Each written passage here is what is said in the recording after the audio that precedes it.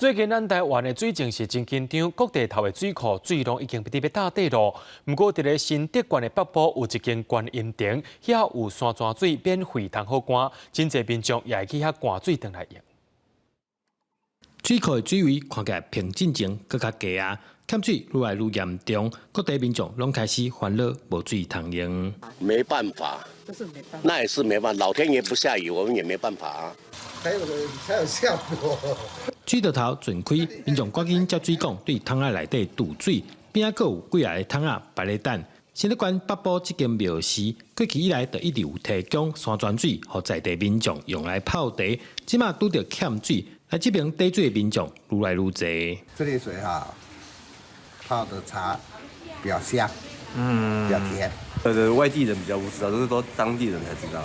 来取水的大致上都是白天啊，现在连晚上都很多人来取水，都像早上3、4点啊，昨天大概11、12点也都还很多人来。